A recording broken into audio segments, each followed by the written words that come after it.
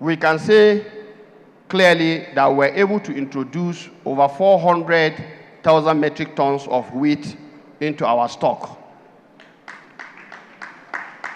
Now, what is the significance here is to the extent that when you look at gala, which is the popular snack, or all the snacks we take, Indomie and all the like, these are the things that are produced from wheat. Nigeria's wheat requirement, domestic wheat requirement, is 6 million metric tons. And we are not producing 1 million metric tons. Yet, all the northern states are having wheat belt. All the states in the northeast, all the states in the northwest, and then in the north central, Niger, Plateau. Others sparingly. Now, these are very, very important opportunities. And let me give you the arithmetic. We found out that at 4 metric tons per hectare, you will spend just barely less than $1 million as your production cost.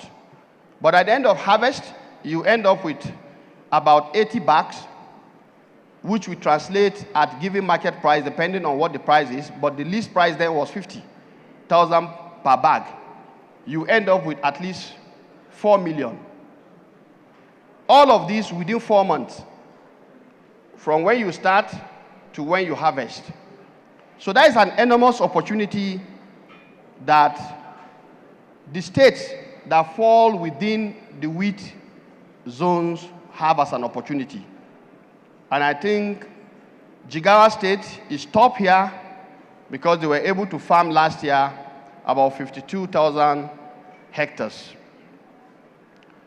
Now, one other aspect that we are worried about is that, yes, we want to tackle head-on the food security challenge.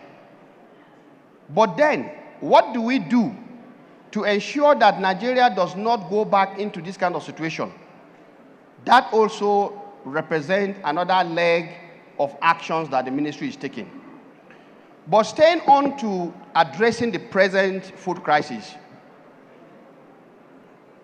President Bola Ahmed Tinubu ordered the release of food items from the strategic grains, about 52,000 metric tons. And there was also another purchase directly from the producers, rice millers, of about 52,000 metric tons of rice, which is to be sold to Nigerians at subsidized price.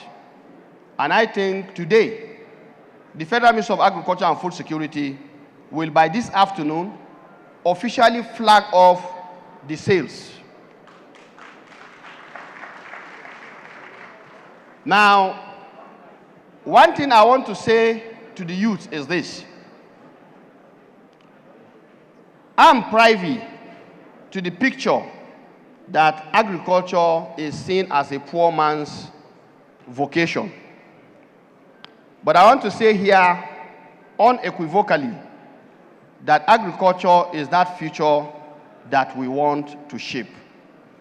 Because with increasing population, we must feed. People must eat. And if people must eat, food must be produced. So the challenge here is, how do we bring technology to increase productivity, so that within 1 hectare of land, rather than get 1 ton, 2 tons, you are able to use technology to increase your tonnage to about 4, 5, 6, or even more. And another opportunity is that, unfortunately, the yield level in our country is still low.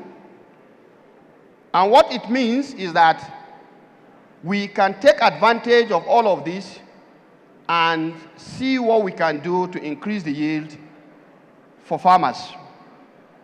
And I think here we are happy to note that a lot of young Nigerians have taken these challenges and are creating products and platforms to support other young Nigerians and other not so young who are involved in agriculture. And of late, the idea of soilless farming, which is another very huge opportunity for those living in urban area where land is scarce, has taken center stage. And as far as we are concerned as a ministry, we are also focusing on that so that at the end of the day, we can support all those who are interested in helping us to produce. The solution to our food security is for us to increase our production. When we increase our production, we can guarantee availability of food. The other aspect is that if food is in abundance, it will modulate price and price can come down. Now, along the chain, we are also tackling the issue of post-harvest losses. And I think the idea around post-harvest losses is another very great opportunity for Nigerian youths to take on. What more? When you look at the role of renewable energy in providing solar structures that farmers can use to save their harvest, and at the same time, processing. When you process, you are able to extend the shelf life of what you are producing. So we are also having programs around post-harvest, and the Federal Ministry of Agriculture and Food Security has launched what we call Post-Harvest Connect. We started it this year, where we bring all people involved in the post-harvest ecosystem with a view to looking at what can be done to help farmers and producers to solve the post-harvest challenge. Now, the other aspect that we are dealing with in the ministry is the fact that you cannot produce under ignorance or with poor knowledge. This is where extension agents are known to support farmers. And we also realize the farmer extension ratio is very low. And for that reason, we are looking at e-extension services, where we will create a platform that will enable us to bring knowledge to Nigerian farmers anywhere they find themselves. And of course, with the smartphones that we are dealing with these days, even our local farmers are beginning to, take onto the use of smartphones. And we believe such extension platform can be translated into the various major Nigerian languages. Bottom line here is make knowledge accessible and available to producers and all those who are interested in farming. Now, one thing I would like to add here is that to the Progressive Farmers Network that will soon be unveiled, we are worried about one thing as a ministry. Who are farmers?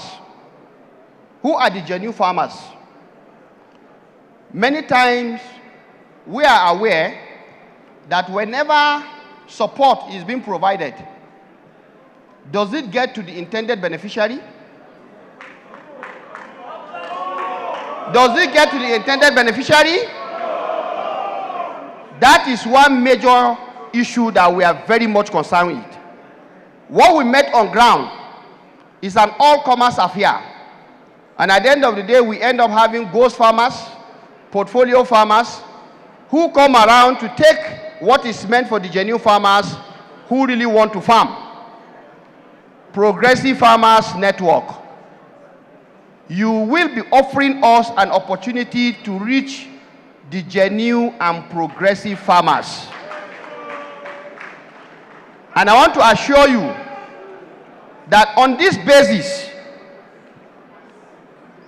We are challenging your leadership to work together with us to identify genuine farmers across all the wards of this nation where we know you are located, and we shall bring them on board our database for them to benefit from support that government is going to give. Please, I consider this the most significant intervention that together we can make. Are you ready for this? Are you ready for this? I'm not getting the answer, please. Are you ready to get us to the genuine farmers?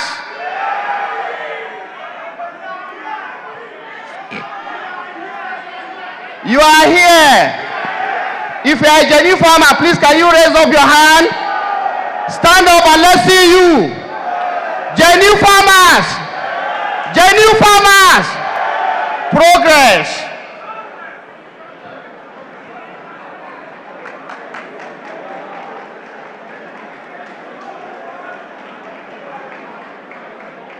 Great Nigerian youth.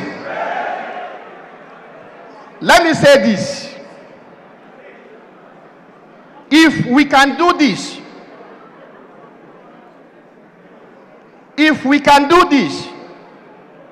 I want to assure you that we will have been taking Nigeria to that future that you want. Because what has characterized our agriculture in the past is where you will see inputs being distributed in figures that your head cannot carry. And then you ask, where are the produce? So, we in the Federal Ministry of Agriculture and Food Security, we take this very seriously. And let me add here also, you all know the role of data. If we are having 73 million hectares of land, arable land, you can imagine we are currently using less than 40% of that. What that means is that we have ample opportunities. And President Bola Ahmed Tinubu is interested in raising the productivity of our agriculture. And to that extent also, we are having mechanization programs. Agric mechanization is the way to go. And our youth will be fully in charge of the agric mechanization program under the renewed hope agenda of President Bola Ahmed Tinubu. When tractors are made available, there will be tractor service centers across the 774 local governments. And so please, I will want to see a situation where the progressive farmers are playing a very critical role in driving this agenda, in making sure that the precision-oriented, mechanized machineries that we brought into country can be adequately deployed to support our Nigerian farmers. Distinguished ladies and gentlemen, I want to assure you that in the Federal Ministry of Agriculture and Food Security, we are doing everything we can to drive home the renewed hope food security agenda of President Bola Ahmed Tinubu, because we know when there is no food and people are hungry, definitely people will be angry. And this is not lost on us. The president has said to us on many occasions, his vision for Nigeria is that country where no man goes to bed hungry. And I believe we are endowed enough to be able to achieve that, and we are doing all we can to achieve that. The other aspect I would like to close with is the fact that you plant the right seed and you feed an entire nation. So here also, We are doing all we can to revive the seed sector so that we can have improved seed varieties that are drought tolerant, that are short duration, that are disease resistant, and that will give higher yield to Nigerian farmers using less chemical so that we can protect our environment. All of this we are doing, and we believe very sincerely that in no distant future, when we are able to conclude this rainy season, in spite of the flood challenge, we are very optimistic that we will still get some very good harvest out of this rainy season. But what is important is that we have already kick-started preparations for the dry season 2024-2025. And I want to urge you to be on the lookout for the programs that will be coming from the Federal Ministry of Agriculture and Food Security towards the 2024-2025 dry season. If we are able to have production back-to-back in the next 24 months, we are convinced we should be able to take Nigeria out of the current food challenge. But we cannot afford to lose any time. Time is of the essence. Agriculture is time-bound. We realize that, and we are doing all we can to ensure that the right thing is done. President Bola Ahmed Tinubu has ordered us to distribute 2,100,000 bags of fertilizer for this dry season, which is almost 85% in terms of that activity. And we have targeted farmers, and we believe when your network is properly organized and structured, as we believe it will be, you will be brought on board and you will contribute your quota in providing a transformed food system for Nigeria. I will stop at this point, and perhaps if there are any questions, I'll be more than willing to make further clarification.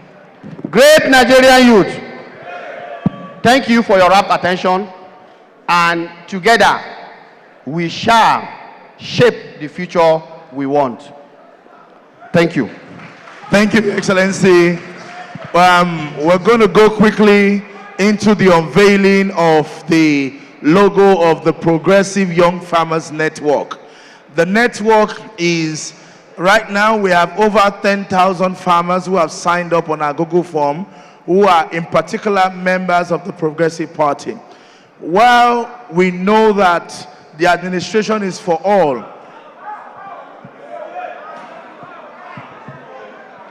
okay, so they would share the QR code of the Google form. Let them arrange to put it on the screen. Anybody who follows our handle at APCNG Youth Wing, or if you go to my handle at Dio Israel, you will see the link to the Google form. It's there. Go on the timeline. It has been posted over the last 2 weeks, and we have over 10,000 applications on that. It's still open. You can go there right now. Go to my timeline, or the Youth Wing timeline. You will see the link and register. It's open for everybody. What we are doing is to make sure that as the party of the administration, we want to work with the Ministry of Agriculture, the Agric land holding agencies across the state, the Bank of Agriculture, to connect our young farmers to the opportunities in those ministries. They are doing a lot, and when you are busy with a lot of work, you might not be able to actively communicate as much as you are doing effectively. So when this opportunity comes out, we want to be able to share them to those of you who are farmers who sign up. We're going to display the platform before the end of the event today, so that whenever the opportunities or anything is happening, we can make it easy for you to access. We share information for you. We also help you to facilitate opportunities, even funding. Of course, they need collateral for the Bank of Agriculture. So that's one of the reasons why we have set up the Progressive Young Farmers Network, coming together almost like a cooperative to be able to collectively benefit from whatever agricultural intervention the Renewed Hope agenda is producing. So we're going to have the Honorable Minister for State for Agriculture unveil the logo, but we are honored in this hall right now to have 3 ministers of the Federal Republic of Nigeria here. And so it's significant as the ruling party to have our cabinet and FEC member to other members of the Federal Executive Council to join the Honorable Minister of Agriculture. We have my sister, the ever delectable and dynamic Anatu Musawa, the Minister of Arts and Culture. We have the former Deputy Governor of Taraba State, who is now the Minister of Steel for the Federal Republic of Nigeria. We'll have them here. We'd like them to join the Honorable Minister of State Agriculture to unveil this logo. Please join us on the stage. Can I invite the zonal youth leaders of the APC who are present here? Zonal youth leaders, please come on the stage. The state youth leaders, Where are we standing? here, sir. State youth leaders, come on the stage. Zonal and state youth leaders only. Yes, sir. Yes, sir. Yes, sir. Yes, sir. When you come.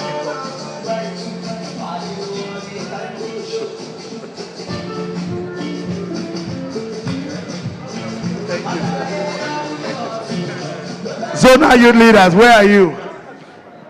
Oh yeah, zonals first, before states. Leave him, you are a state youth leader, go and respect ranking. Wait till they elect you. Sorry. Zonal first. All of you states, wait till your time. Echo. Okay, are we ready?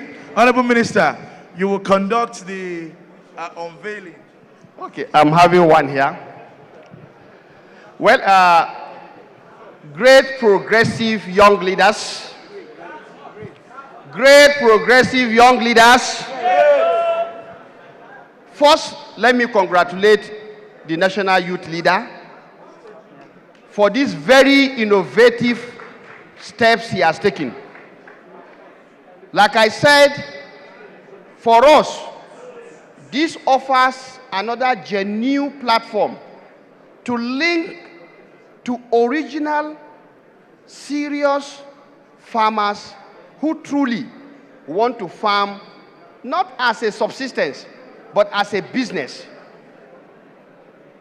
And I want to assure you that we are going to take this platform very, very seriously so that it will not just be because he initiated it and after he's gone, everything disappears. No. It will be done in such a manner that will support you. If you want cooperative registration, a national body will grant that to you. It's under our federal. Clap. We're in charge of cooperative. So if this young, or is it progressive farmers? Progressive young farmers network is to be registered as a cooperative society, I want to guarantee you that you are already having one, is approved.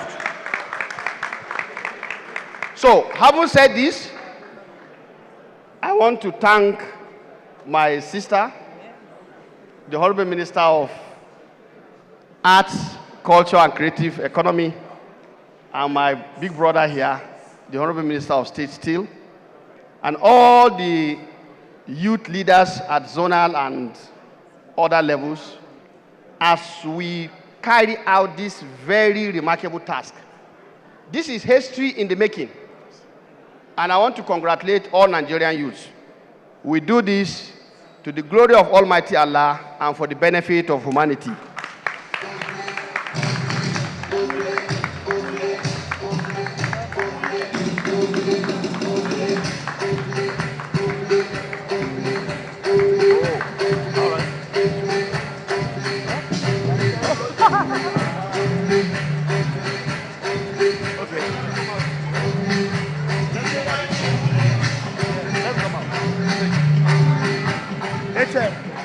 Oh, okay.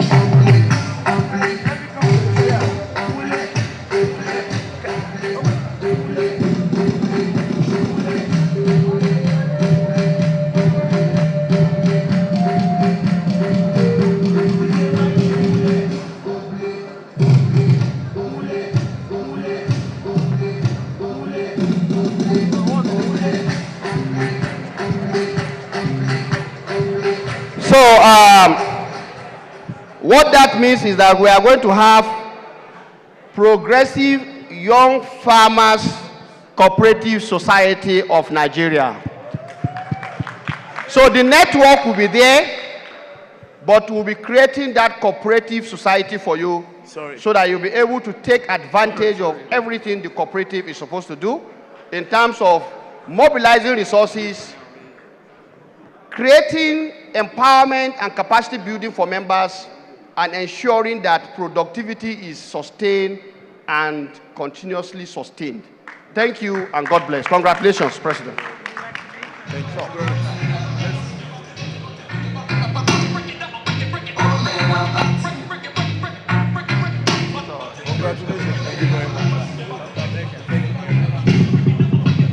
Thank you very much. Thank you, Honorable Minister. Thank you very much.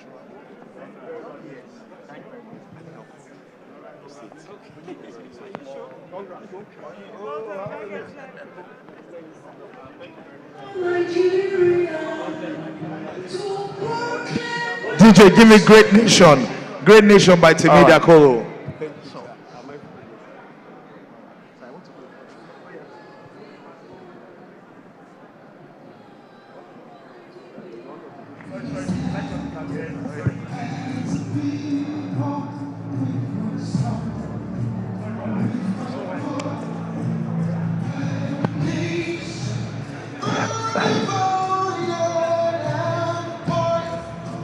Sorry, can I ask everybody to stand up?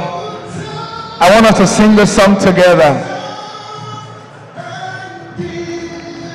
The land as a people with one song.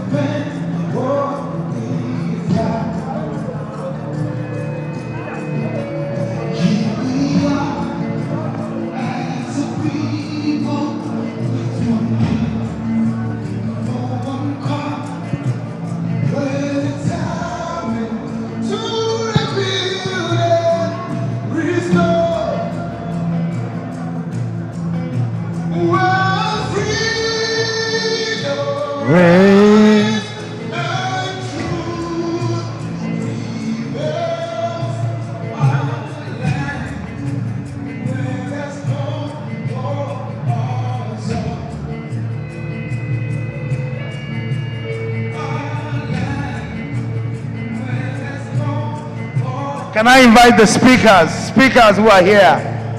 Aki Akipelu, Obi Wosu, Zonals, Arabin.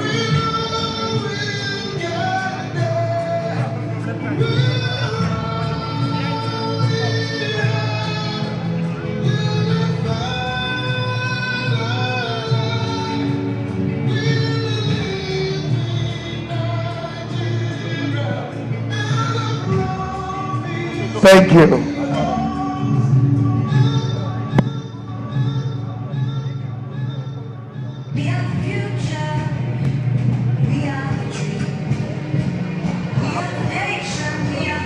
Thank you. Thank you. Amazing. Thank you, DJ. Please be seated. There's hope for Nigeria. Renewed hope. At this junction, I want to bring, for a goodwill message, the former Deputy Governor of Taraba State, and now Nigeria's Minister for Steel Development, an astute politician, an outstanding Minister of the Federal Republic of Nigeria, His Excellency Obama Igari, to give us his remark. Honorable Minister, sir. Please welcome him with a round of applause. I have told them to stop serving food for now. After the ministers are gone, we will take a break and make sure they serve everybody together. Honorable Minister, sir. Thank you.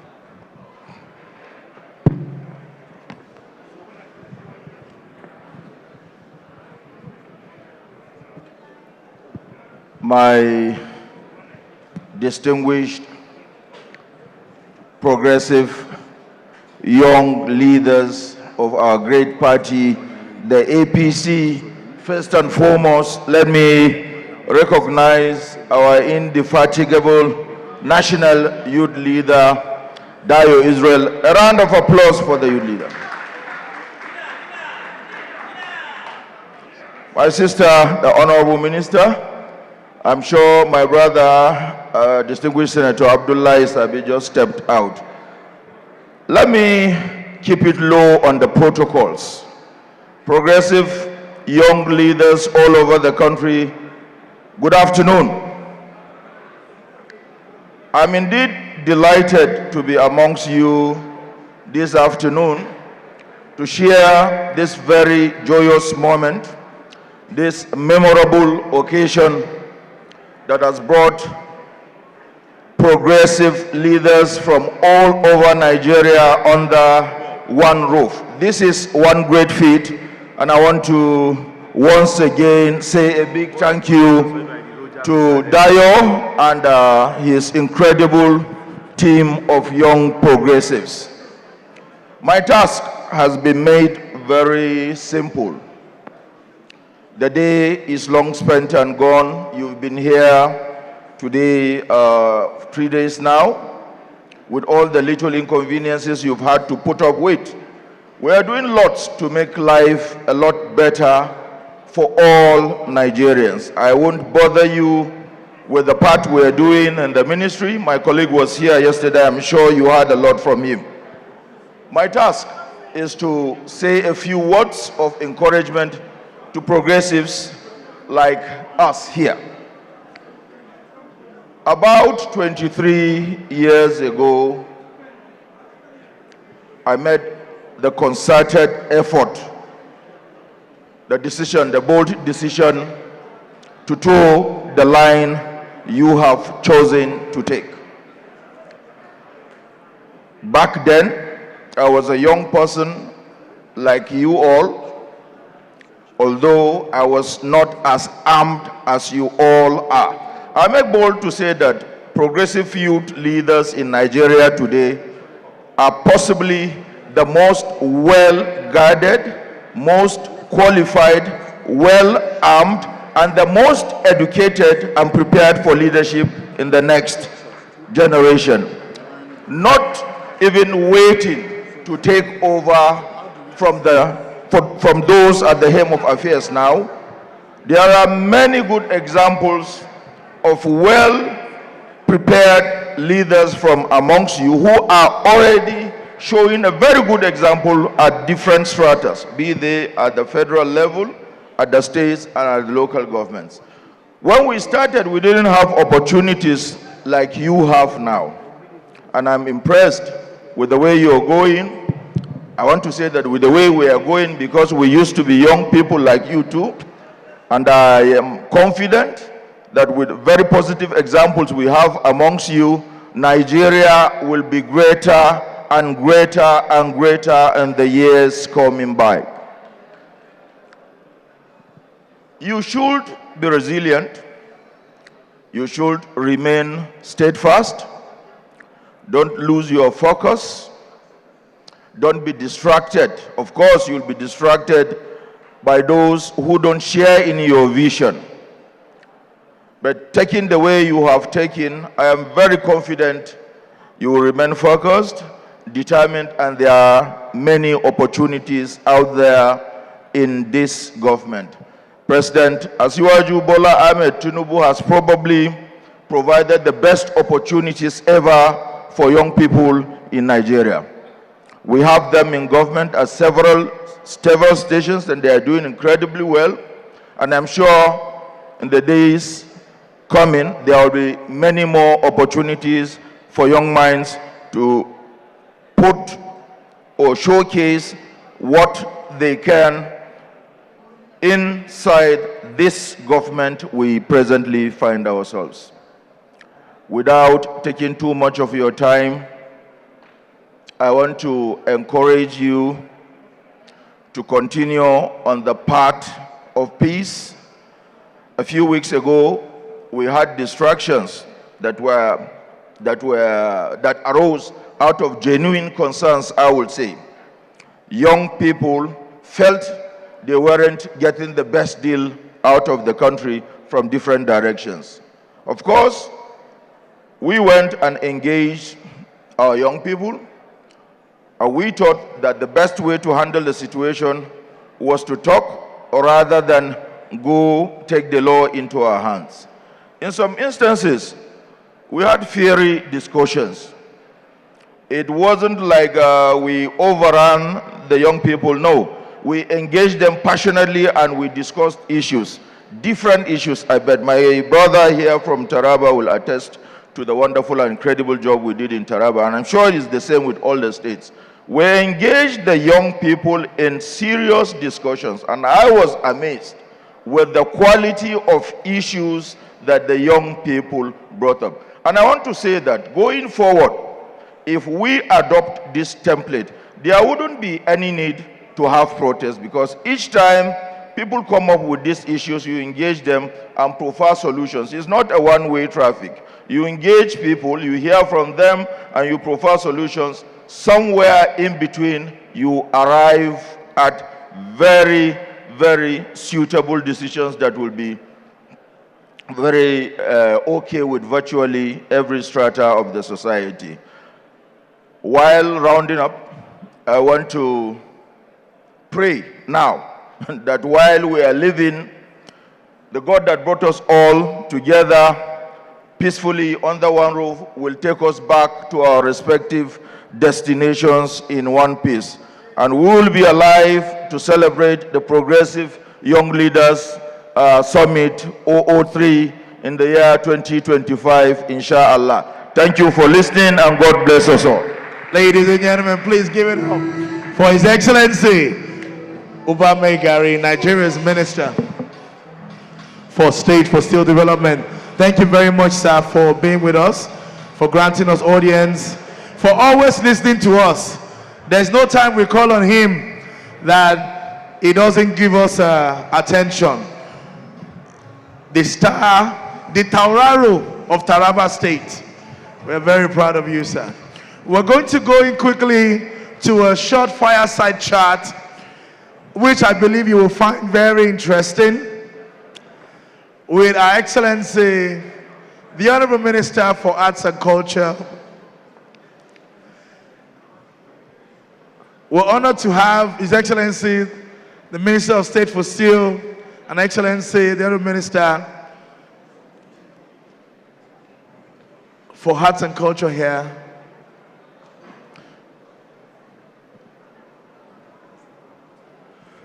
Okay, they don't want us to put it on front of the screen. Let's put it on the side.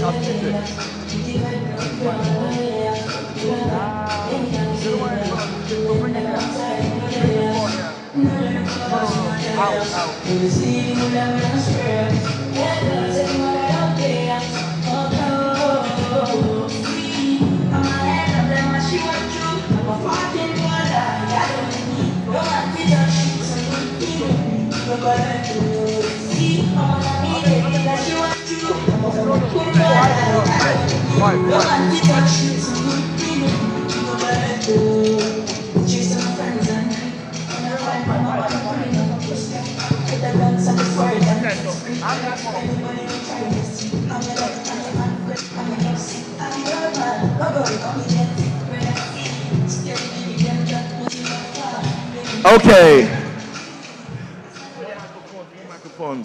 Can I invite the young ladies who have been manning the stage for the last 3 days to join in having this conversation with the Honorable Minister.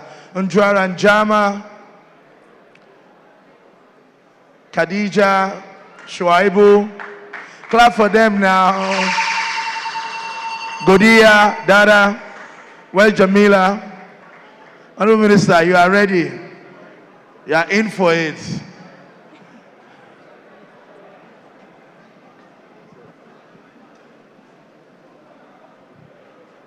Ladies and gentlemen, with a round of applause, please welcome the Honorable Minister.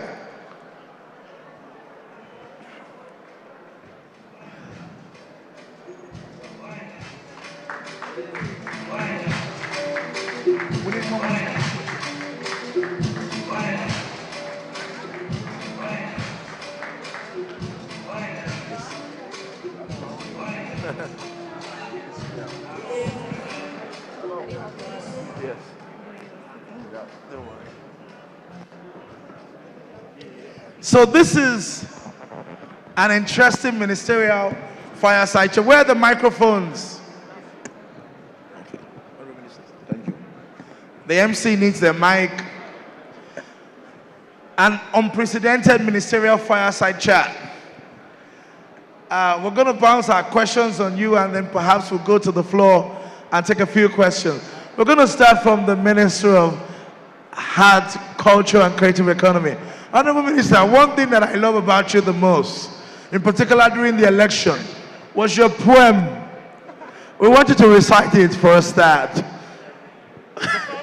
Yes. On the wee dawn of Saturday, March 29 of 1952, a baby was born. Bola made his debut. At least those two lines I can I think this is a better one, yes. I think it's a louder one. Yeah.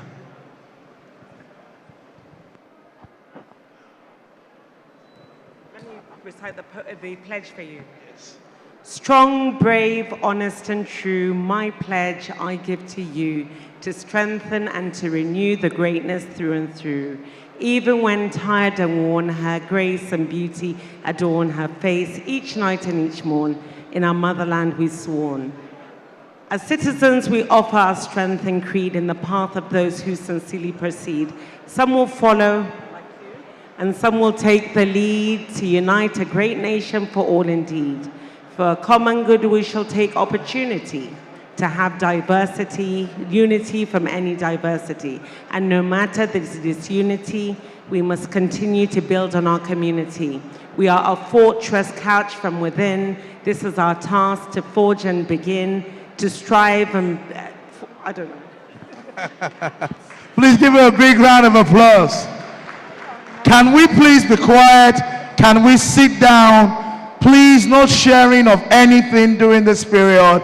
It is one of the most important sessions in this whole summit. No sharing of anything in this period. Ushers and protocol, please let everyone sit down. Thank you. Honorable Minister, the creative economy is the future of work. There's a lot of potential in that sector. How do you think what do young people need to do to leverage the opportunities in that sector for their personal economic prosperity? So again, good morning, everyone. Thank you very much for having me on this panel. Before I answer your question, I had come up with a couple of phrases about the youth, and let me just read that for you. The first is, it said, youth is not a phrase, is a revolution waiting to happen. And then there's one that says, in the heart of every young person lies the potential for greatness. I want to say, Mr. Dayo Israel, you are the complete personification of that. I've watched you in the last year and a half or so through the campaign. We've worked quite closely together. And I've watched you, even now, as you continue to commit and devote yourself not only to the progressive youth in the APC, but to youth generally, to the Nigerian populace. And I want to thank you for all that you continue to do. May the sky continue to be your limit. I am excited to see your journey, to see where it will take you, and I am sure as we recount the history of Nigeria one day, you will find that the name of Dayo Israel is going to play a huge role in that. So I want to thank you for that. Now, the creative economy. One of the great things that President Bola Ahmed Tinubu did was to see how we can diversify away from oil. We all know that relying on oil is not as sustainable as a means of growth. So what he did was he diligently looked at all the areas that have great potential, such as digital economy, blue economy, creative economy. I can tell you that as a minister of the Federal Republic, I feel I'm the luckiest minister to be given this portfolio. Why? Because the potential abound within the cultural industry and the creative industry is absolutely huge. We are at a point now where Nigeria is having a huge global moment, where the world is really interested in Nigeria, not because of our oil, not because of our population, but because of our talent, because of our spirit, because of our culture, because of our content. That's what it is. And as a government, you would have thought that from the very beginning of the inception of Nigeria, with the diversity in Nigeria, with the creativity and the talent that you have in Nigeria, someone would have thought to have created a ministry that would really give a platform to this huge potential that you have within this ecosystem. But Bola Ahmed Tinubu did so. And one of the things that he told me very, very early on was that in creating this ministry, he wants me to put up a structure that is going to work for the future of the younger demographic. He said this. He said he wants this ministry to be the ministry of the future for the young people.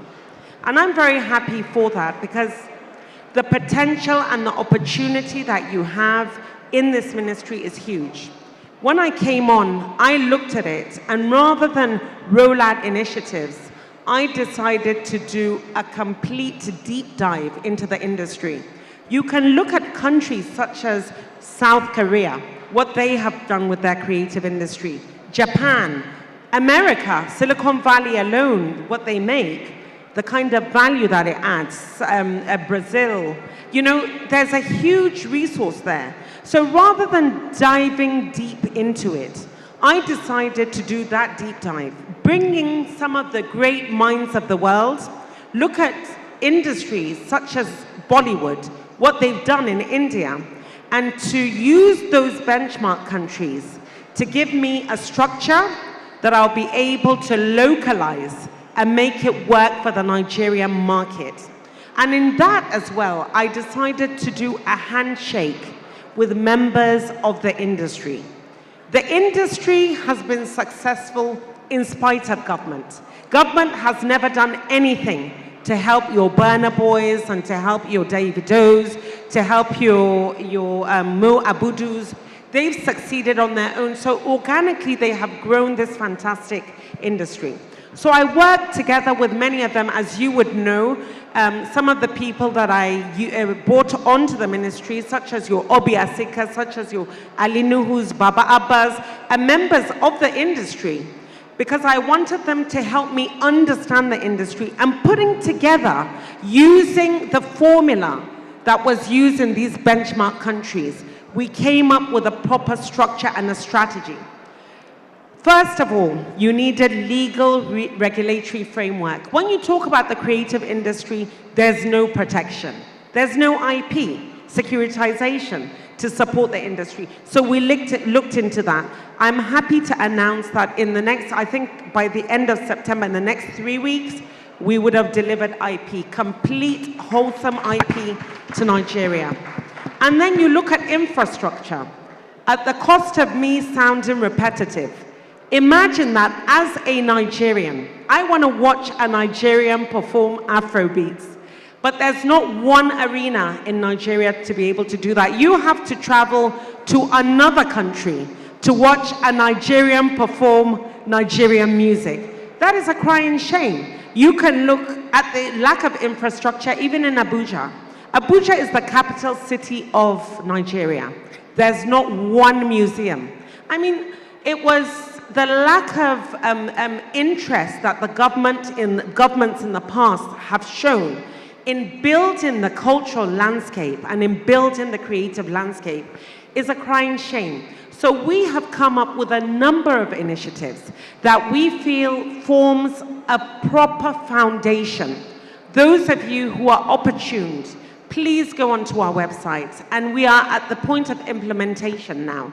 From now till December, we're going to come out strong with initiative after initiative after initiative, whereby young people will find areas where they can have training, capacity building, where they will have funding as well. The fact that there's no funding, as an artist, you have to go individually to find funding. You have to record this fantastic Nollywood industry, film industry that we have.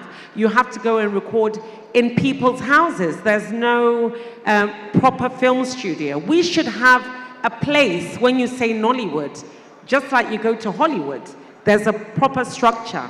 So there's a number of projects that you will see. One of the ones that I'm very excited to talk about is Abuja Creative City, which is a one-stop shop for everything in the creative and cultural industry. And you have to remember, this is a very vast industry. The creative industry has at least 49 subsectors.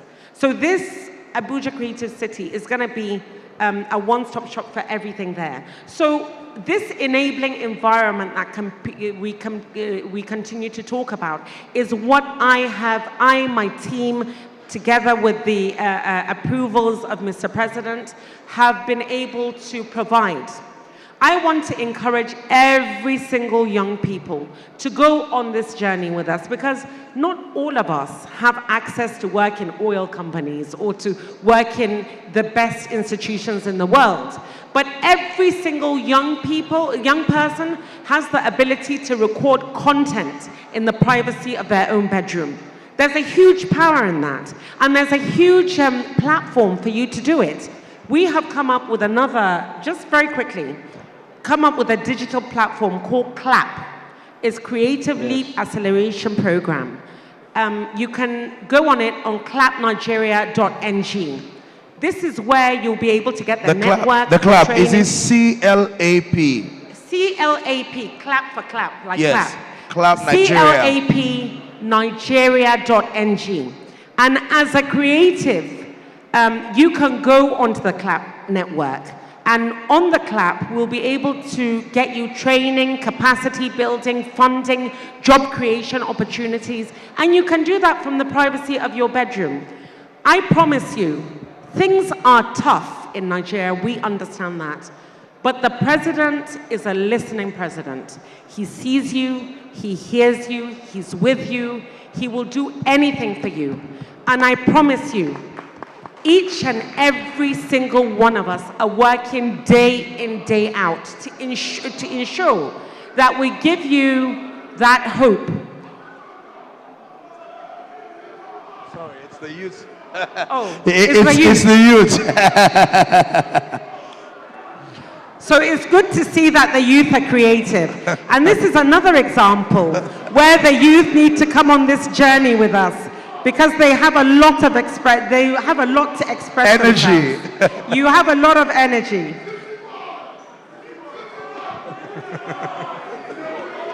Oh, that's the city boy.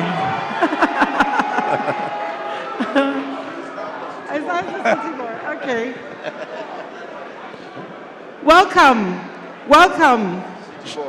Sugar, you are the one that caused all this attention. Oh, okay.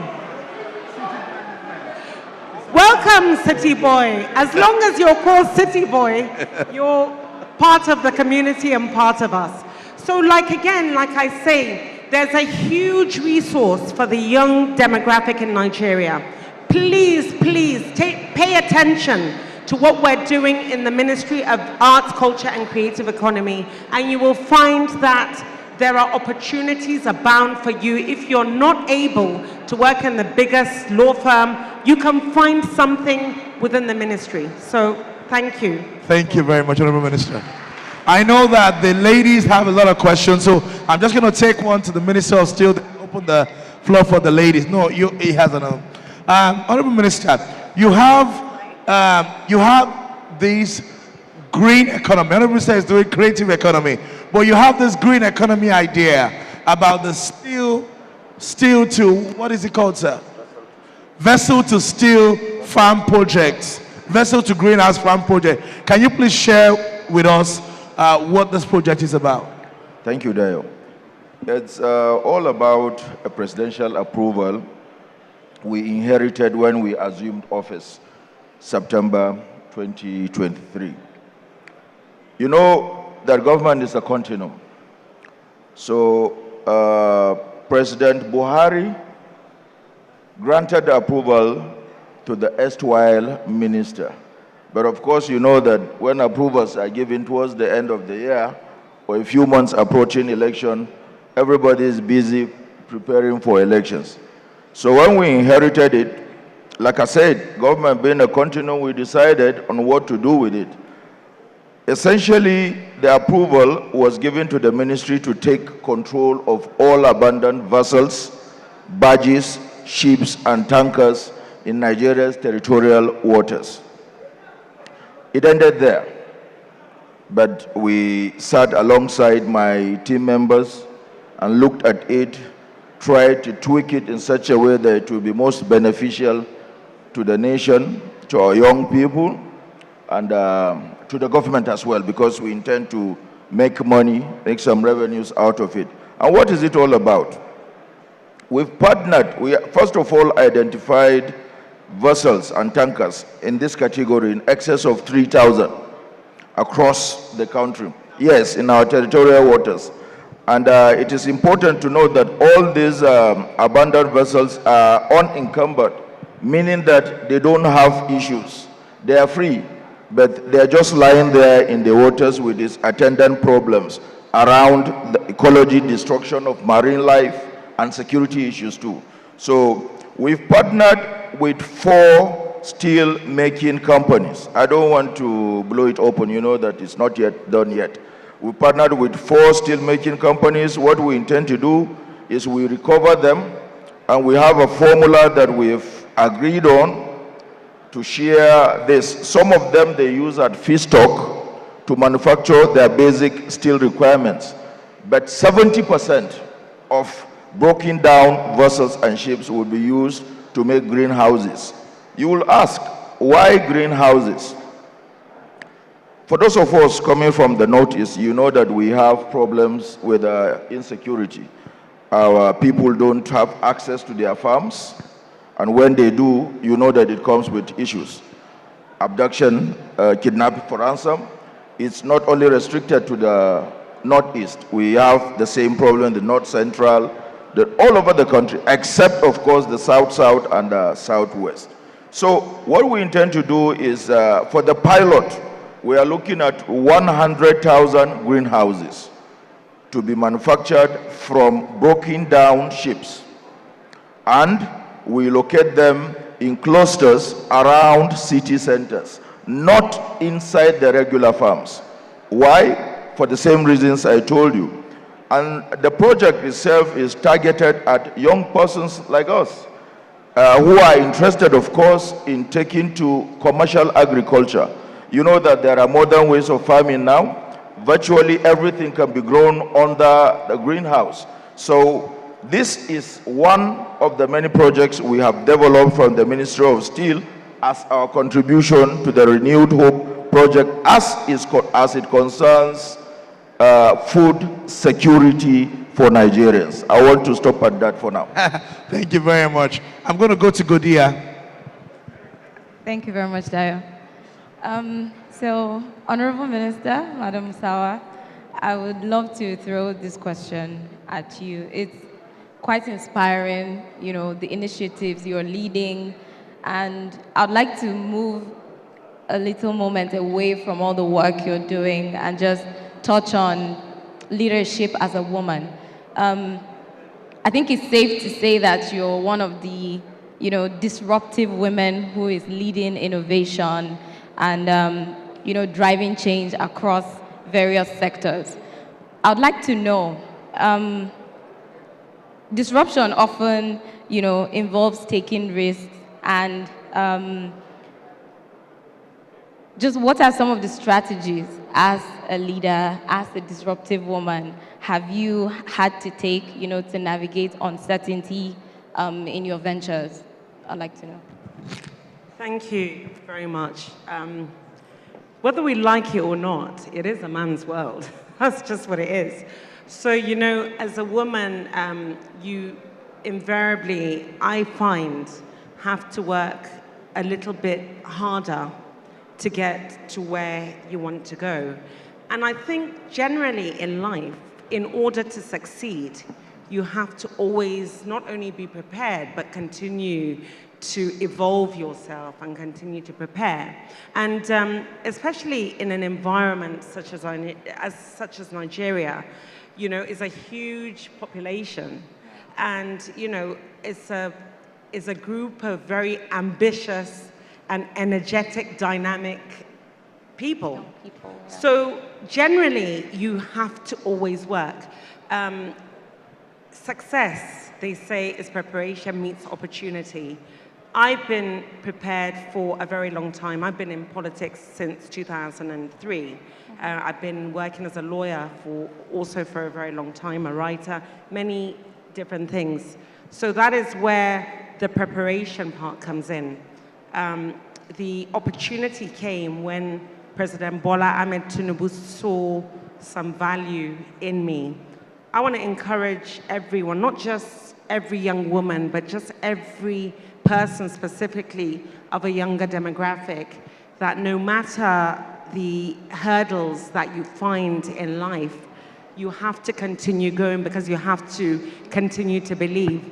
If I was to sit here and tell you that it's been easy to get to where I am now, I would be lying. And if I was to tell you that I've not encountered hurdles. So, generally, to answer your question direct, it's just a matter of continue to prepare, to continue to make yourself better, to continue to evolve yourself, to be patient, to be committed, and to have the kind of patriotic spirit in you that knows that you want to give back to your country. It may not be as a minister, but it may be just as a citizen that does the right thing, that plays their part in making this country work.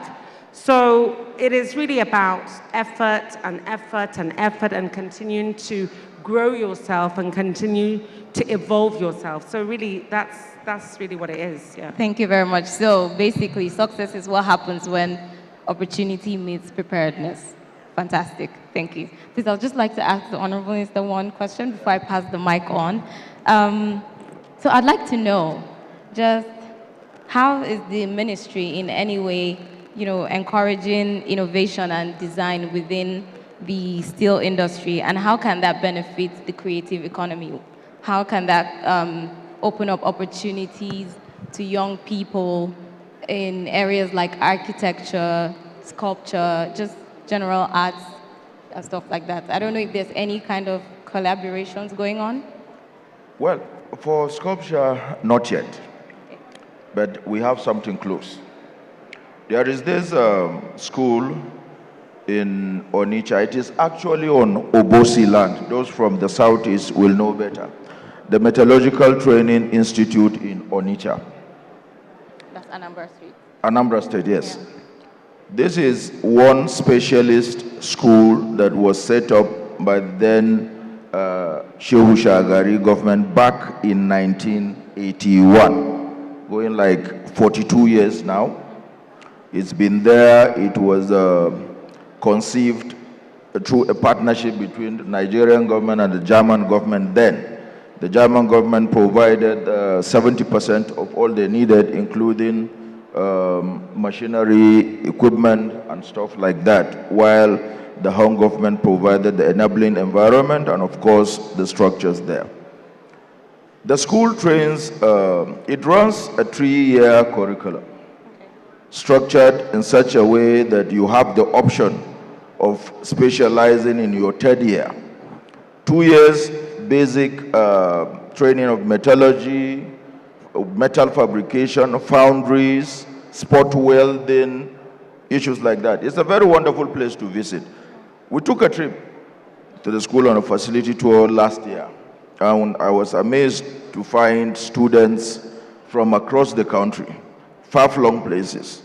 Jigawa, Yobe had the most students from the north, and of course, being located in the southeast, students from Imo, Anambra were all there, and we found them in session.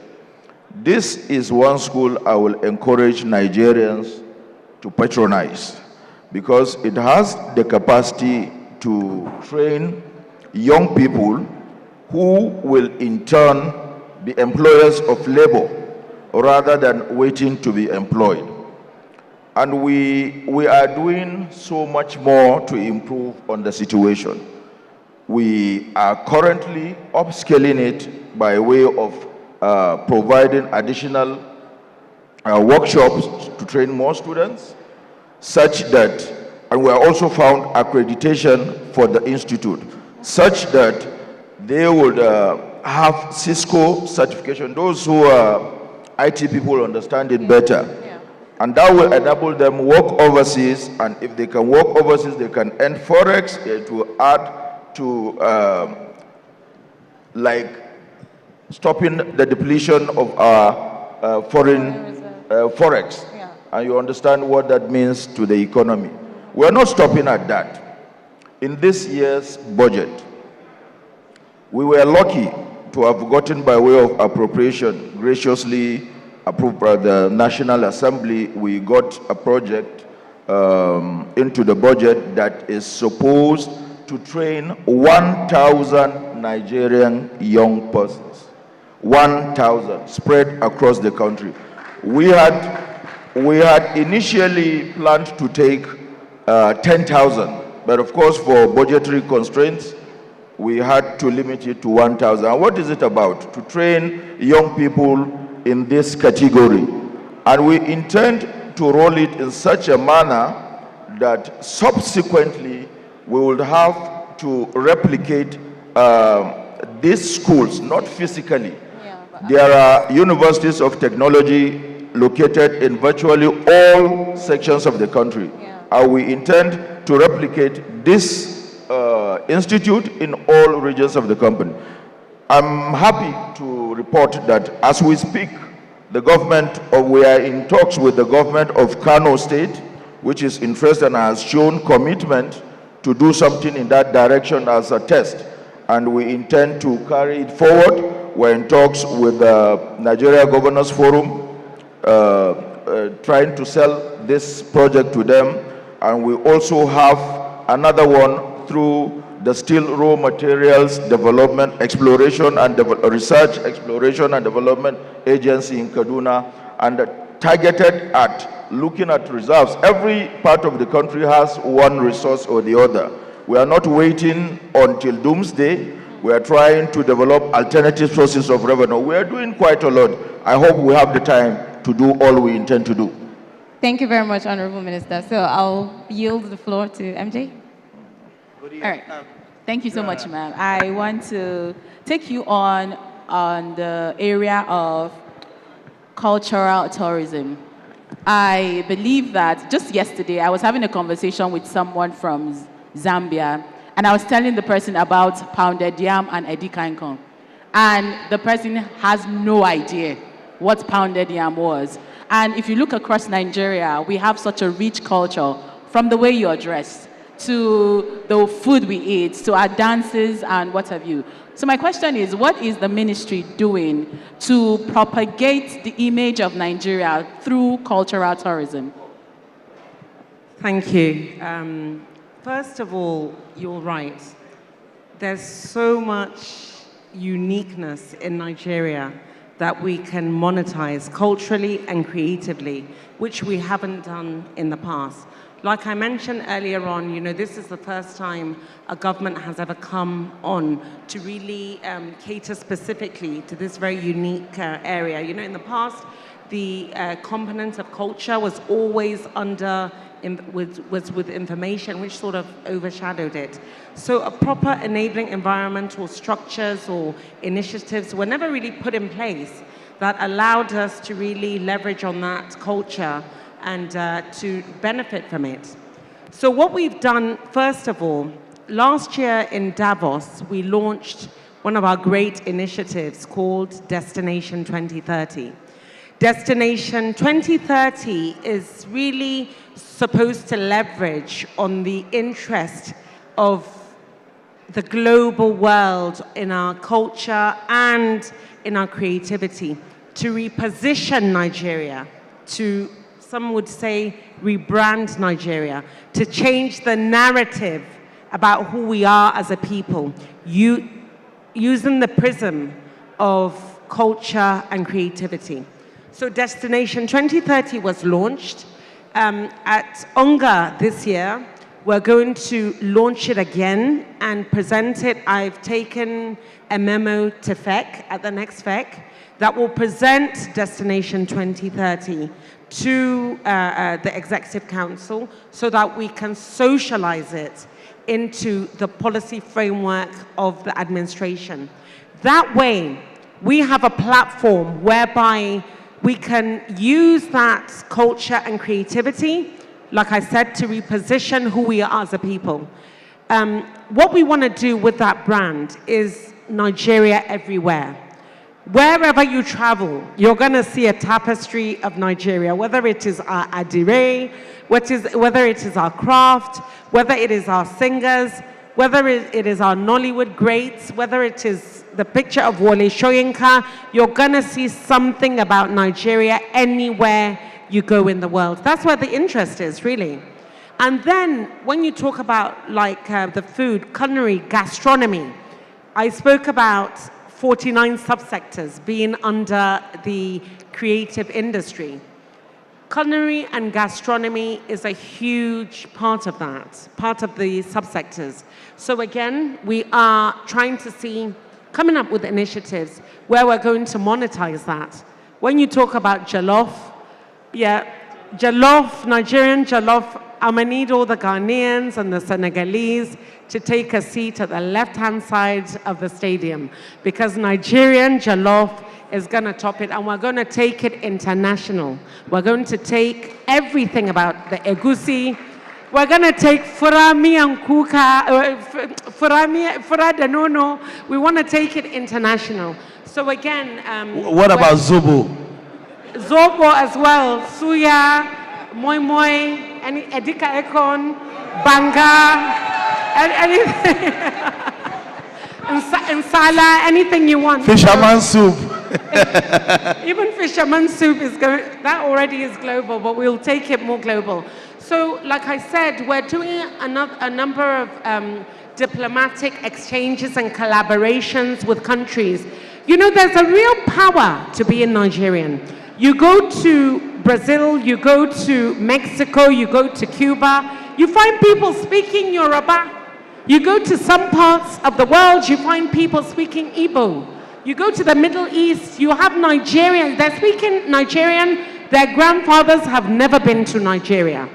So these are our people. And these are people who are interested in what it is to be Nigerian.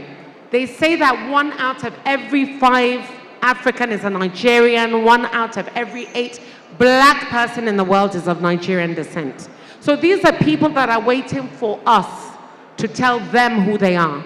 So we want to use that, leverage on that to ensure that our fashion, our food, our expressions, our art goes completely global. So we're certainly doing that. And like I said, from now till December, you will hear announcement from the ministry of some of the international global collaborations that we're doing We're taking our festivals international.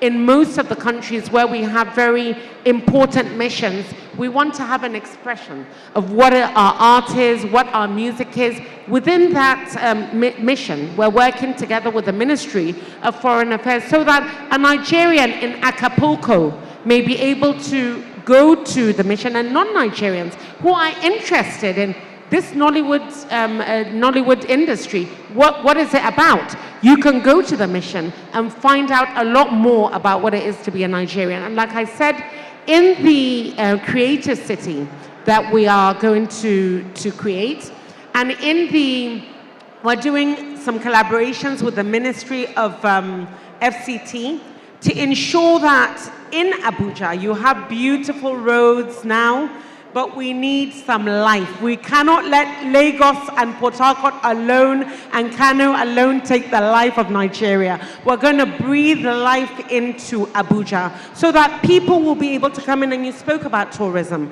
Tourism goes pari passu with arts, culture, and creative economy. I'm working closely with the Minister of Tourism to ensure that everything we do brings traction into Nigeria, and at the same time we're able to export not our values, our talent, our content internationally. I'm working together with the Louvre in Abu Dhabi. We're taking some of our art, some of our artifacts on loan to them so that we can monetize it and create value back. And as we bring our artifacts back, repatriate them back into Nigeria, there are some, because we have thousands and thousands of artifacts that were stolen by the colonialists. We're going to get most of them back.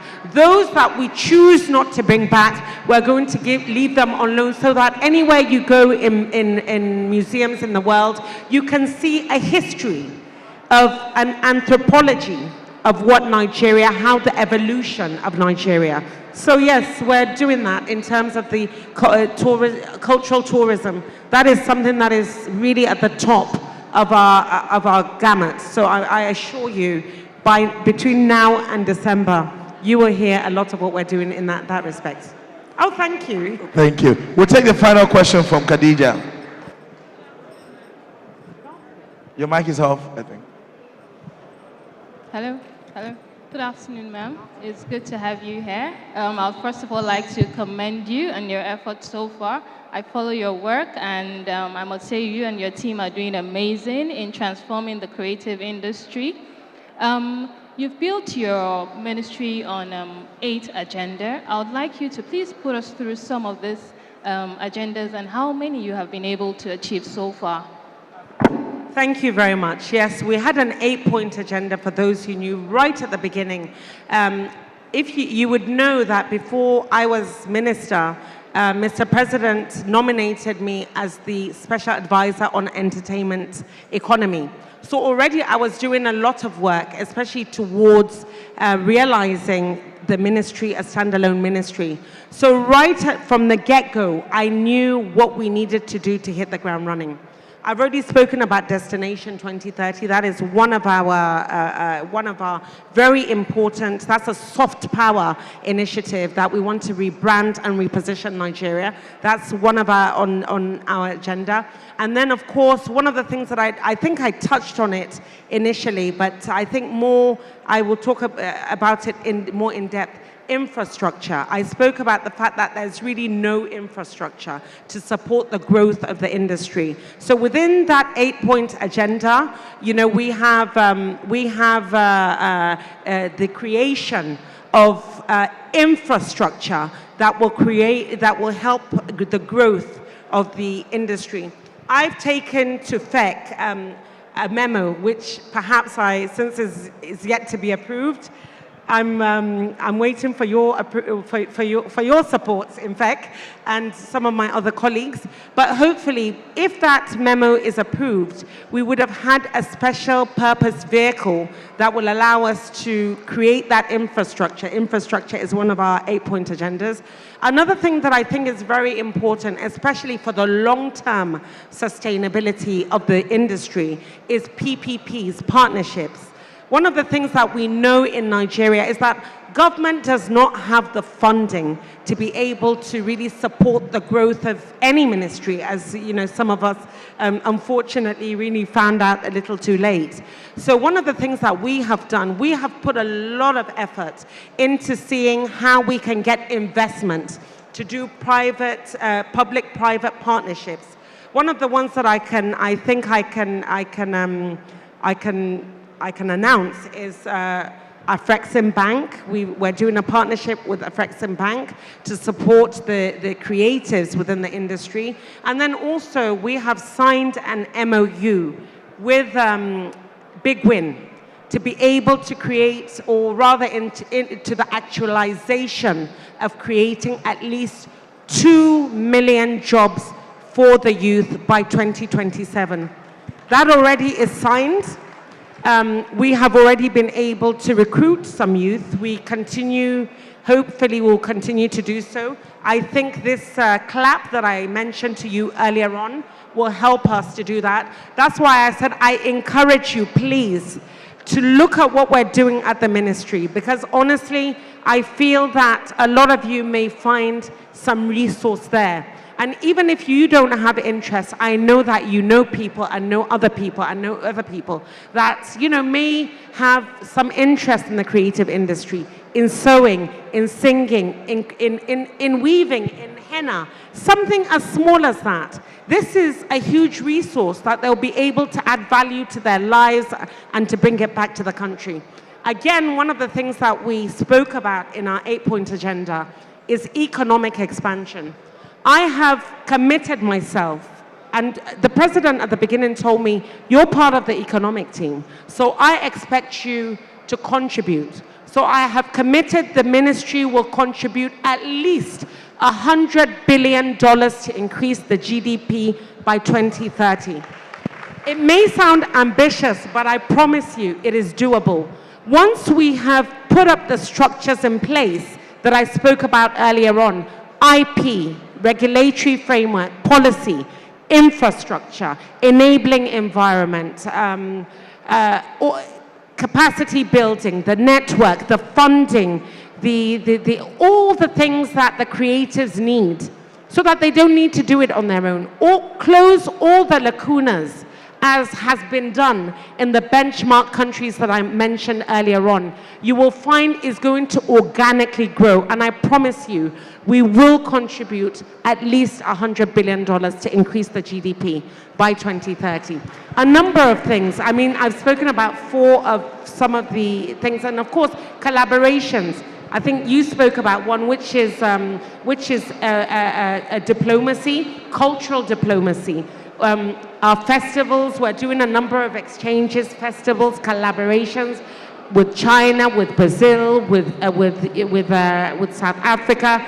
We're doing one with the Grammys. I think many of you would have heard the Grammys is coming to Africa. We're one of the founding members. We're encouraging also indigenous organizations, indigenous talent to also have their own award shows. The Headies, we're supporting the Headies as well to ensure that the Headies as a Nigerian brand becomes even more global and international.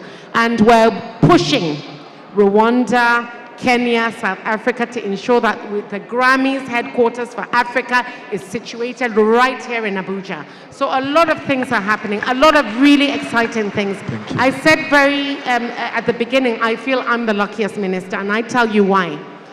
A long time ago, there was a study that said Nigerians were the happiest people in the world. I didn't understand it then, because when I went to my village, people were struggling just to eat and, you know, to create a livelihood for their family. It was not until I became minister I understood why. The reason why the world thinks we're the happiest people is because of our music, our craft, our creativity. So I feel with all the things, the challenges that Nigeria is going through, my ministry has a very important role in being able to give hope back and to put the smile back onto Nigeria, the faces of the youth. And I'm going to work closely with the youth leader after this summit to see what we can do to collaborate, because I can see he has a bigger network than I have.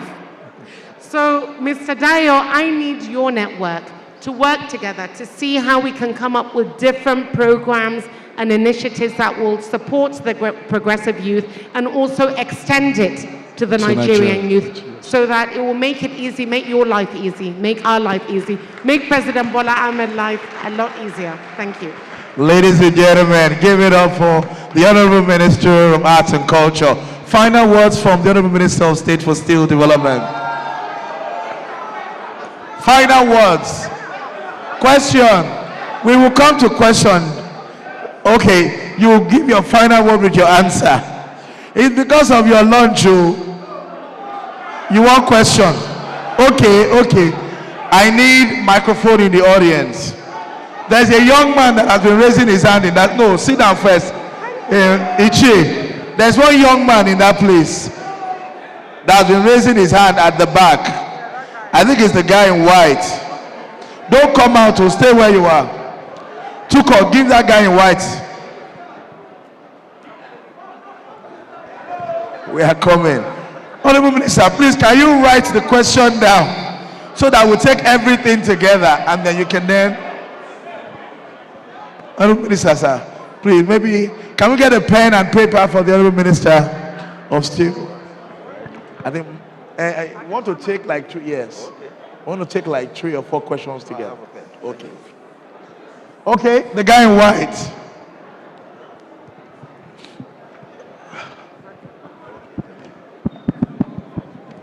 Good afternoon.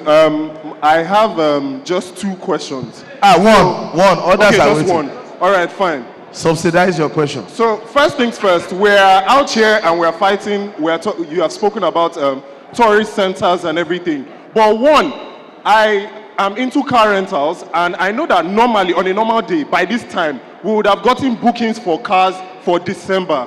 Why? It's because we had so many places in Lagos, like beach resorts, all those places like Landmark Beach, and it was demolished. Why? They said they want to build drainage system, and at the end of the day, it was stopped. That's one. And then 2, let's go down to Badagry. Badagry has one of the richest tourist centers we know. It has very good cultural heritage, but there's nothing being done about that place. Roadblocks are still blocking people from. I'm just coming from Badagry, and then from 1 meter to just how many inches away, you will see police here, customs here. There are too many checkpoints, and these things would distract our minds from going to tourist centers, and it will not attract people to come here. Thank you very much. Thank you. That's a beautiful question. Ichi, we are coming. Ichi, Agujugbe, Yeah, thank you so much. My name is Ambassador Dr. Eze. We don't praise you, Ichi. Praise to your question. I'm the President, United Nations Youth Association Nigeria. And I have one question for each senator. Thank you so much for this. Your question. Minister. Yes, Honorable Minister for Culture, my question is, as a lawyer, I appreciate the IP project, and I commend that. My question is, for the club Nigeria, do you have plan to decentralize it to the state, to the local government? Thank you. That is one. No. For the minister of industry, of steel. So I've been to that school in Onitsha, and I really commend what they are doing there. Yeah. My question is, there is need for that school to be upgraded to a polytechnics. Okay. It's not just a training institute. Thank you. Timmy, don't give the mic to anybody. Hold it by their mouths. Oh yeah, take one from here. That guy in wine agbada. We are coming now. The wine agbada first. Oh yeah, now wait. Oga, we are coming everywhere. Oga, don't worry.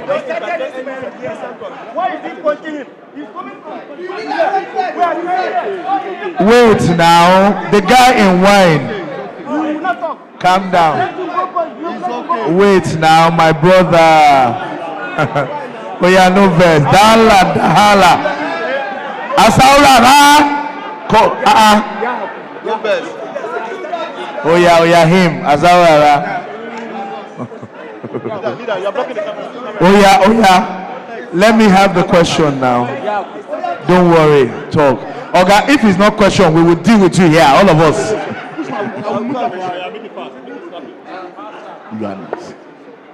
They will hold it for you. Oh yeah, ask your question. No. Sorry? Can I talk? I can talk now. Cox, yes. My name is Abdullah Elias Alabra. Yes. My question goes to the Minister of Arts and Culture. Yes. I know that a lot of outer actors are under her wing, the likes of Alinu and the rest. The Kannywood industry does not have a proper structure, so I want to know what the ministry is doing about that. Thank you. Thank you very much. Let us welcome the CEO of TV Continental, TVC. Thank you for joining us, Ms. Victoria Ajayi. Where is that guy? No. There's this guy that was shouting. Wait. He's talking for you. Where are you? Where are you? Yes. Hold on now. Everybody has question. I'm going round. I'm coming round now. Can we be patient? I'm taking group of questions. Please, I will go round. That's the same thing happening with the food. Everybody wants to be served at the same time. Wait, we will go round. You, okay? He has question. That's the one I'm taking. Oh yeah. For now. Stand where you are. I will come round. Oh yeah, you. Don't hold the mic. He will hold the mic. Honorable Minister for Steel, the question is for you, sir. Yes. The steel industry is said to be the backbone of any nation. And then I want to know if there is any update on Ajaokuta Steel. I'm from Kogi State. And then I have seen that industry down since from my mother's womb. And then what is the government doing about that? It is glad we know. And then these questions also follow. Have there been any feasibility studies conducted to determine the continuity of that project? And then any timeline for reviving the project? And what are the key milestones and deliverables? And then what is the primary reason for the abandonment of that project and who is responsible? Thank you. Good question. Oh yeah, come. Stay where you are. Not everybody will answer. I'm going to this side first, then I'll come. I will still come. Where are the women? Oh God, wait. There are people who stood up before you. Let's be guided. This man. Oh yeah, this man. Oh yeah. No, he will hold the mic. He will hold the mic.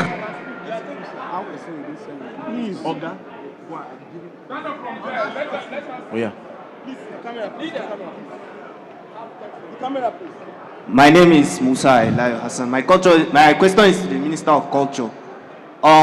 Like we know, the basic foundation is school, and today in schools, history are not meant to be compulsory. So I want the Ministry of Culture to create synergy with Ministry of Education to bring history as a mandatory subject in schools in order to have in order to have the foundation of what we are. If you go to schools now, history are not meant to be compulsory. And Thank you. We get the question. History in schools. Thank you. Hold on. If we want to go around, we need to be able to allow people to talk. Oh yeah, you. Don't worry. You. We'll just take like 6. Let's go around. I have to go to the other side. Hey, my ladies are over there. I'm coming. Oh yeah. My name is Femi Kolawole, and my question is to the Minister of Art. When it comes to TikTok and some other social media platform, I realize that they pay people. For example, TikTok pays $0.5 for content creation tool, but Nigerians are not eligible to this kind of packages. We would have to start using VPNs, forging our identity to be able to benefit from this. So what is the government doing to make Nigeria on an international platform so that we can benefit from all these tools that other countries are benefiting from? Thank you. Good question. I'm going to the ladies. Let me come through here. Where are my ladies at? Oh yeah, come here.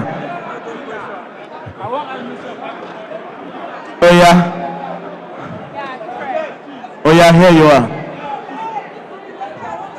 Don't worry, we'll take her too. Good afternoon, Honorable Minister for Culture. My name is Barrister Sese. I'm a lawyer and I'm practicing in the IP sector.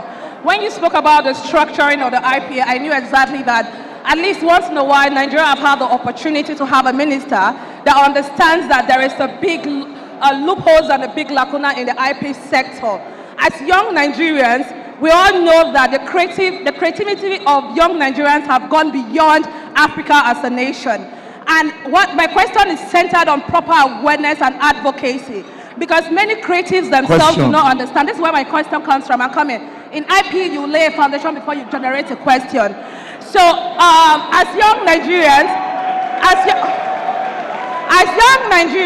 believe that they should. My question is, what is the ministry doing to create a proper synergy between lawyers and creatives? Because most of the creatives do not even know their rights in terms of IP.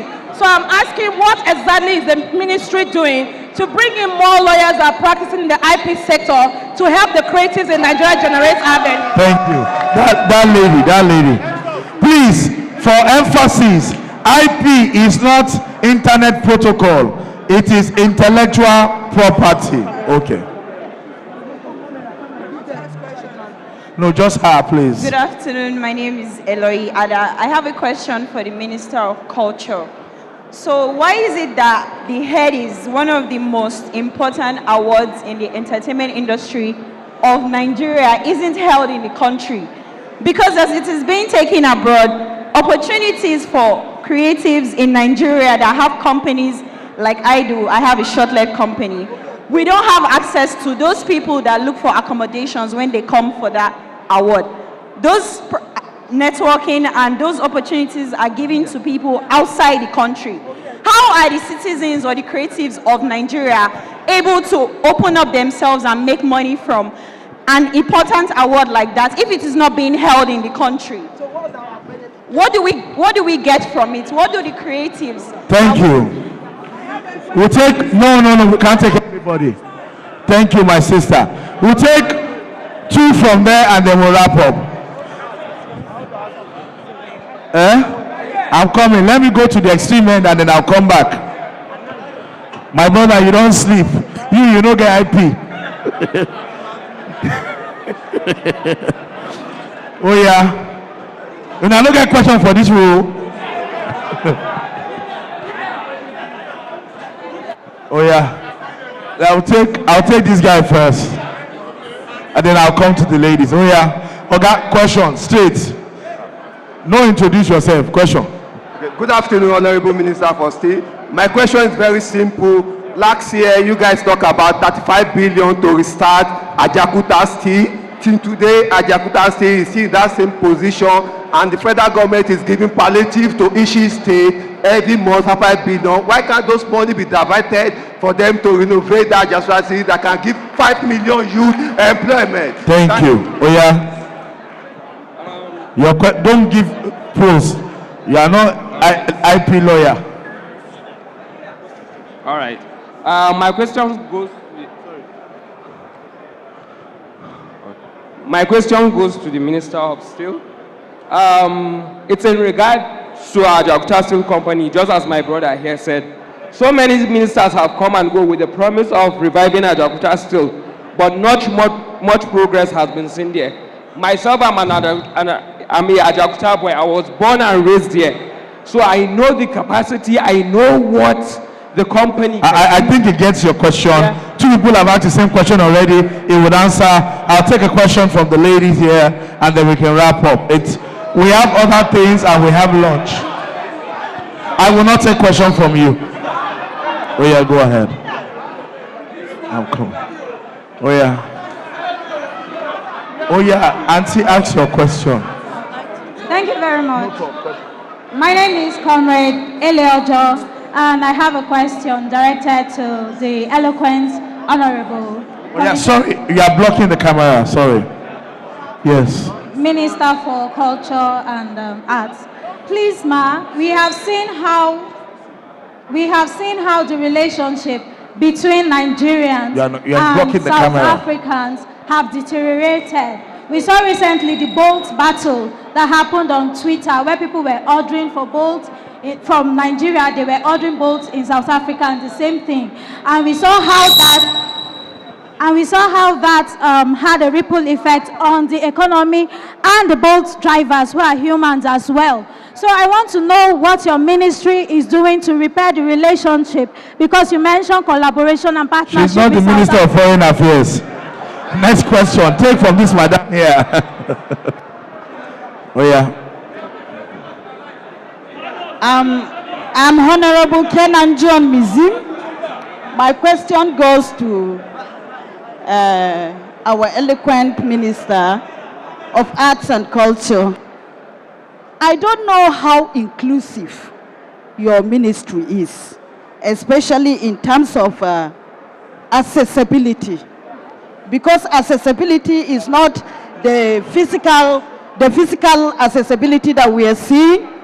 Access in terms of either communication or the environmental accessibility.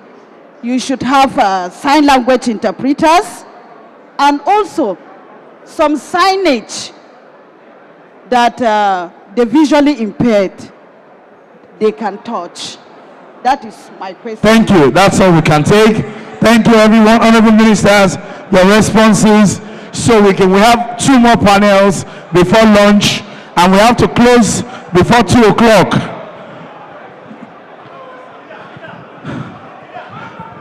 If we don't close before 2 o'clock, we cannot do anything else for this summit. So we can't take any more questions. Honorable ministers, your questions, please. Your answers. She has ceded grounds to me to go first because my questions are fewer. The first one was that why isn't the institute converted to a polytechnic? Someone asked why they're calling for it to be converted to a polytechnic. I think the question will be best directed to the Minister of Education. But I'll hazard a guess. There are so many polytechnics already. And for every polytechnic or any institution for that matter, before it is created or cited, there must be a need-based assessment. And I am sure for the institute in Onitsha, it was created to specifically address middle cadre requirement of workforce, the workforce to service the steel sector. If it was intended from takeoff, from the beginning, to serve as a polytechnic, it would have been set up as one. So I think we'll leave polytechnics at polytechnics, and the institute remains as the institute to serve the purpose for which it was originally set up. I hope I've answered you enough. The second one came from someone who wanted to have an update on the feasibility on Ajaokuta, timeline and abandonment and issues like that. Perhaps what he meant by feasibility was probably out of recent activity going on in Ajaokuta. What you saw going on was not a feasibility study. You saw technicians, experts who came in from Russia to make an on-the-spot assessment. I hope the person who asked the question is listening. Some people came in to take an on-the-spot assessment of facilities on ground. Why are they doing so? There are so many things going on from the side of government. Some would say, some for the responsibility that follows offices we hold, we wouldn't be properly positioned to divulge at this stage. But I will tell you that there is a lot going on in Ajaokuta. It is in connection with that that the technical people are taking an on-the-spot assessment. I'll give you a simple example. Supposing you have a car that has broken down or has stopped running for some time, and you need to take a trip to Lokoja. It will be foolhardy to just assume that you go into the car and start it up and start going. There are lubricants that need to be checked, brake pads, and stuff like that. It is for the same reason that those people are right now in Ajaokuta going around to check all those component parts before or to enable government take a proper position on the direction to go. And this leads to the next question. Many people do not know that Ajaokuta is not just, I had a brother there over there say that he was raised in Ajaokuta. He virtually knows the place inside out. Many people have this vain idea of Ajaokuta as one place, just like this hall. Yes, it is built over several hectares of land, but there are 43 independent units in Ajaokuta. Those who have been there will attest to the fact.